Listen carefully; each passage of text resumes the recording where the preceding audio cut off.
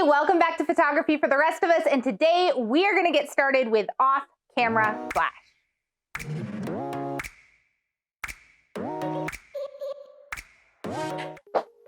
Hey guys, welcome back. I am so excited to talk to you about off-camera flash because honestly, it's one of my favorite things to play with in photography. I am such a proponent of using light to create beautiful images of anything, no matter what you like to photograph.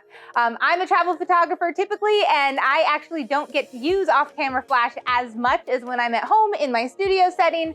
So while COVID has been a challenge for me, it's actually been kind of nice to be able to play around in the studio. I actually just put floors down, and I'm really excited to get going in here because winter is coming and I don't do snow. So today I want to talk to you about off-camera flash and how to get started with it because it's overwhelming, and I know a lot of you are really interested in this subject, as you should be as photographers, because it opens up your world completely. So I had a really hard time figuring out what to do for this video because this isn't where I would normally start a class on light. Normally we start with natural light, and I want to talk to you about seeing light, and I am going to make those videos. But if you guys are anything like me, when you get excited about trying a new thing, you don't necessarily start at the beginning. You like to jump in somewhere in the middle because you want to take a cool picture with this new toy, and that's where I'm going to help you today. But I need you to hit the subscribe button and the notification bell so that you come back and watch those other videos that I'm going to post this month about light, because it's important, all right? It's important to understand everything about it. So for this video, what you're going to need, or if you're starting out in off-camera flash, the first things that I would suggest purchasing would be a light stand. These do not have to be super expensive ones. If you're looking on, say, Amazon, Neewer brand is like the Walmart of camera gear, and they have really good quality stuff, but it's just kind of a more base model, basic level. Their strobes and their flashes are great. I actually recommend their battery operated strobe for people when they start using strobes, which we will get to, so don't run yet, grasshopper. So just a basic stand from Amazon is fine. I think the last I checked, it was like 2 for 20 bucks, okay? Then whatever kind of speed light you want. Again, Neewer and Godox brands are both really good, and they're kind of the Walmart and Target of lighting equipment. I have hit the point in my career where I shoot with ProPhoto, but if you look at the price tag of ProPhoto and you are just starting out, you do not want to go with that. They are amazing lights, but maybe not for a beginner price point. So Godox and Neewer both make great quality beginning speed lights and strobes. So you need a speed light. So whatever fits into your budget is fine. I promise you, you can make it work. This one, I think this one's a Godox. This one's a Godox. What usually comes in a kit, right, is the speed light. We have some colored gels, which I will talk about in another video, or I have talked about in some of my previous videos if you want to check those out on the channel. But some different colored gels. A stand, and this is basically just feet for the light to sit on. So if you look at the top, let me see if we'll zoom in. There we go. Oh, come on, focus, focus, focus. Maybe, no, all right, well, yay technology. All right, so if you zoom in, it's actually just a cold shoe, which is like the hot shoe, which is the top part of your camera where the flash would sit, right? If you were using it on camera, but we're doing off camera. So this is like basically feet for your light to sit on, okay? But the problem with these feet is they do have a screw on the bottom to attach to your stand. Those are all standardized, so you don't have to worry about making sure they'll fit. They will fit. It's all standard in this industry. But the problem is there's nowhere for any modifiers, so like umbrellas or soft boxes or whatever to sit. So I recommend also purchasing a stand clip. I'm gonna put the link down in the comments. I don't even remember what it's called, but basically it attaches to the top of your stand, and then you can put an umbrella and your flash on top, which I will show you in a second. But super easy, and these I think are 10 bucks-ish, like cheap, easy, okay? And then the one other thing that you need to make sure you have if you're shooting with off-camera flash, or at least it makes it significantly easier when you're shooting with off-camera flash, is a trigger of some sort, okay? So the camera needs to be able to talk to the flash when it's not connected. And Some cameras, depending on the model you have, can do that on their own. And some flashes can do that on their own. But honestly, most of the time you're gonna need a trigger. I even use a trigger with my super high, fancy, expensive ones. So some sort of a trigger that will talk to your flash and tell it to shoot when you push this button. All right, and then the last thing that I recommend that you have is a shoot through umbrella. Now these I think were 2 for $10 or 2 for $20 on Amazon. They're basically semi-transparent umbrellas. And what we're gonna do is set it up so that your flash is actually shooting through, right? It's aimed through the umbrella at your subject. These are a great beginning, well, honestly, I use them now, even just in my advanced stuff, but these are a great beginning tool for a couple reasons. They're inexpensive, they're lightweight, they're easy to carry around, and if something happens to them, it's not a huge deal. You can just replace them because they didn't cost you that much. So, shoot through umbrella. All right, and when these powers combine, we have a great beginning startup for off-camera flash. Now, some of you guys have been playing with off-camera flash, and right now you're rolling your eyes at me and you're saying, Carrie, what about beauty dishes? And what about soft boxes? And what about strip boxes? And what about using strobes? And what about all of these 400 other things? Yes, but this is video number 1, first off.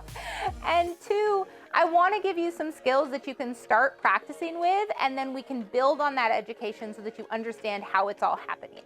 So I'm not gonna get really deep into it for this video, but please stay tuned. Soon, the next video will be up with understanding light, and we're gonna talk a lot more about the inverse square law and all sorts of things that way. But I wanna get you started because you ordered all these fun toys on Amazon and now you wanna play with them, right? So here we go. We are going to put all of these together, and and when these powers combined, it looks something like this. The magic of television, folks. Okay, sorry. Waka waka, right? That's what you'd say. That was for my brother.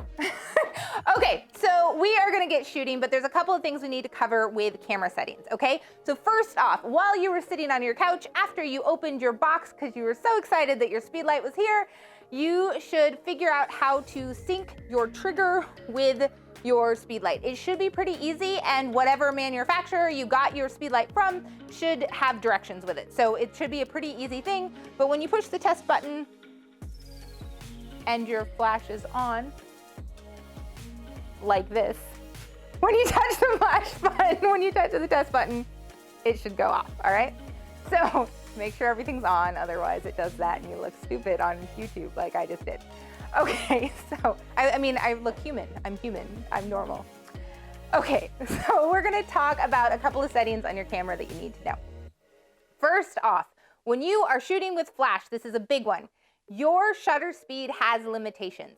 So in most cases, we are going to be shooting in manual because we're learning, right? There is TTL, which is through the lens, which is like automatic mode for your flash, but just like your camera is better shooting on auto mode, your flash is better on manual mode. So on your flash, make sure it's on M, which stands for manual in most cases, all right?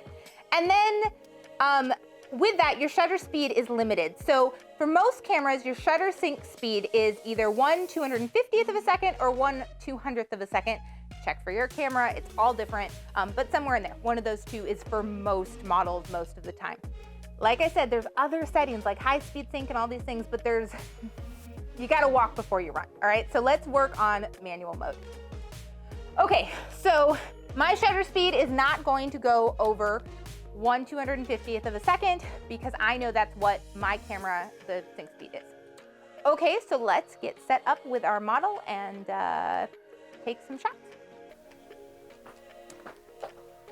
All right, so this is our lovely model, Sage. She has very graciously come downstairs into the scary basement with her mom and is taking pictures for me. She's awesome. Round of applause or hit the like button for Sage. I'm getting good at this YouTube thing. Okay, so the first thing you're gonna do when you're using your off-camera flash for the very first time and you're like, oh my gosh, I'm so excited. What typically happens is we get shots that look a lot like a nightclub, right? They're just really bright. Oh my gosh, there's a lot of light in the face and everything is totally dark behind. And we've all been there. That's happened for all of us. But what we're gonna do now is go over the steps on how to take a shot using off-camera flash in like the simplest way, okay? So the first thing I'm going to do is figure out my settings for my ambient light, which happens to be this nice yellow glow I've got going with these pendant lights in my studio. So right now, I don't care what the light looks like on Sage because we're going to use the strobe for the light for her.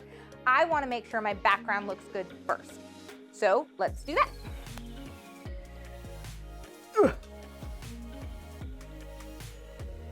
All right, so I'm metering for the very back part of my wall. And it is telling me probably somewhere in the f2.8, 1/80th of a second, and ISO 500 right now. 1, 2, 3. All right, and this is the shot that I get. It's very glowy because these are very yellow lights that I have in here. They're kind of those antique bulbs. I just think they look nice. But the background looks okay. Like it's a little yellow, it's a little warm. We'll change our white balance or whatever if we want to adjust, but it looks really good lighting wise overall. I'm happy with that because I want my subject to really like pop out and the background is secondary. Now you're saying to yourself, your subject is not popping out. If anything, she's just a silhouette and she has no light on her. Accurate. That is where our off-camera flash comes in. So all I'm going to do now is turn on my flash and I'm going to put it at about half power. And I'm gonna position it kind of in front of her, but not completely. Maybe like a 45-ish degree angle. So it's at half power, 45-ish degree angle to my subject. I'm not changing any of my settings right this moment. And I'm gonna take a shot.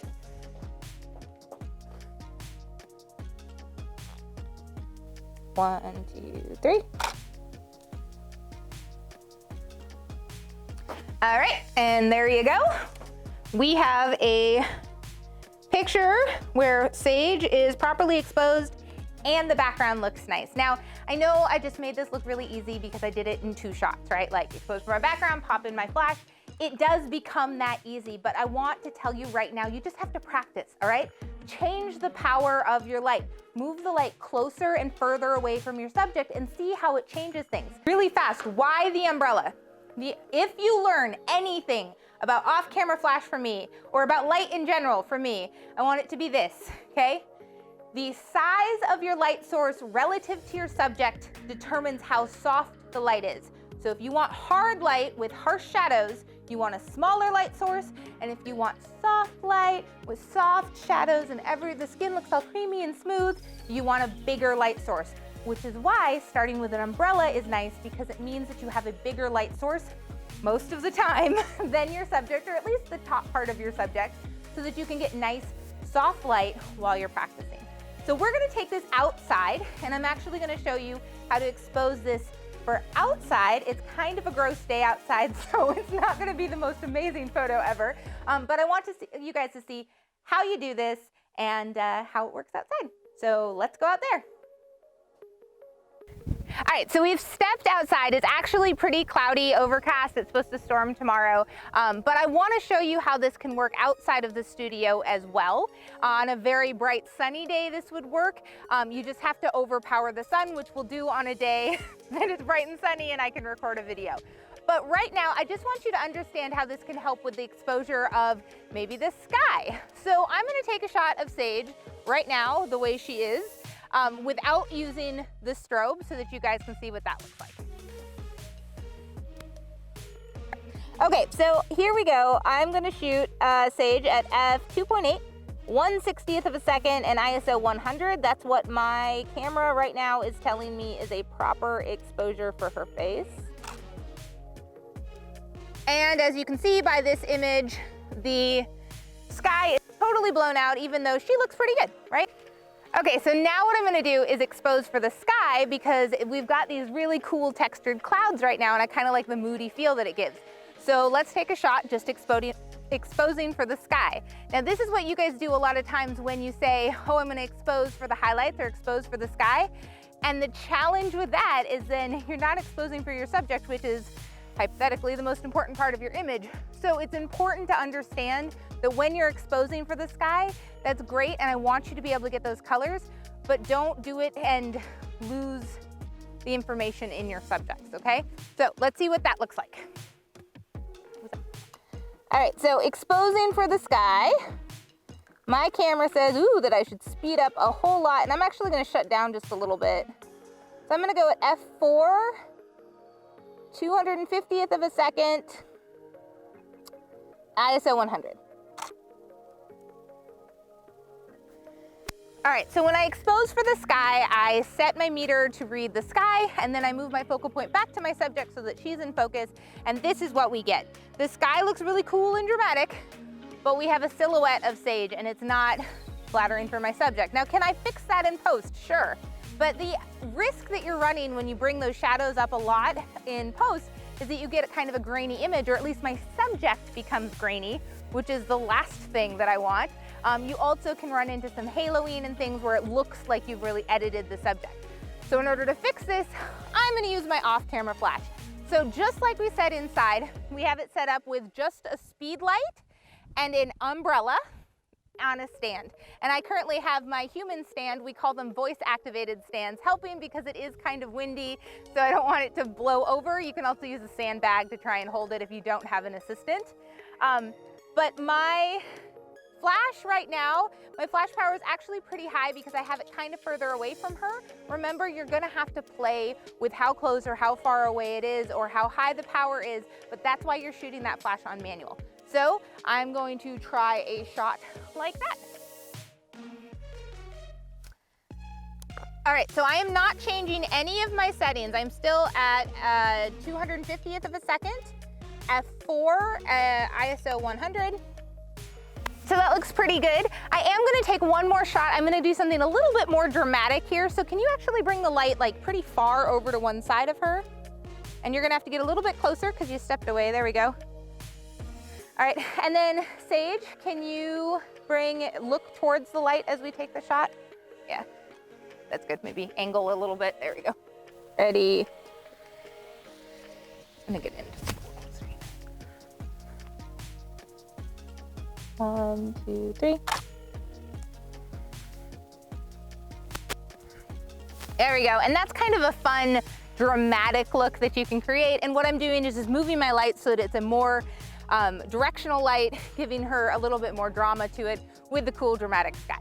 All right, so there you have it, the beginning stages of shooting with off-camera flash. If you enjoyed this video, please hit the like button, make sure you've subscribed, hit the notification bell. I really appreciate you guys' support, so if you don't mind putting a comment down below if you enjoyed the video or anything else you want me to cover.